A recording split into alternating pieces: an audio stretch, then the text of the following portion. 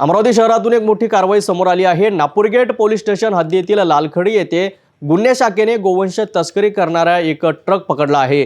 पोलिसांनी केलेल्या या धडक कारवाईमुळे 51 गोवंशांचे प्राण वाचले आहेत, तर 11 मृत गोवंशही आढळले आहेत। काय आहे हा संपूर्ण प्रकार पाहूया आमच्या सविस्तर रिपोर्टमध्ये। ही घटना अमरावती शहराच्या नागपूरगेट पोलीस स्टेशन हद्दीतील लालखडी परिसरातील आहे।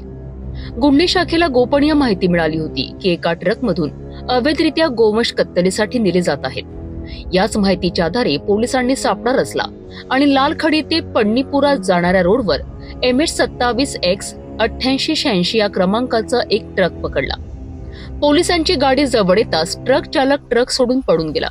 पोलिसांनी जेव्हा ट्रकची तपासणी केली तेव्हा आतमध्ये गोवंश जातीचे एकूण 62 जनावरे आढळली। त्यापैकी 51 जनावरे जिवंत होती, तर 11 जनावरांचा मृत्यू झाला होता। घटनेच्या ठिकाणी 2 पंच, पशुवैद्यकीय अधिकारी आणि गौरक्षण संस्थेचे प्रतिनिधी यांच्या उपस्थितीत पंचनामा करण्यात आला। पोलिसांनी 51 जिवंत जनावरे आणि ट्रक असा एकूण 27,25,000 रुपयांचा मुद्देमाल जप्त केला आहे। या प्रकरणात पोलीस स्टेशन नागपूरगेट येथे गुन्हा दाखल करण्याची प्रक्रिया सुरू आहे। पोलीस या प्रकरणी पुढील तपास करीत आहेत आणि पळून गेलेल्या ट्रक चालकाचा शोध घेत आहेत। पोलिसांच्या या तत्पर कारवाईमुळे गोरक्षकांना दिलासा मिळाला आहे।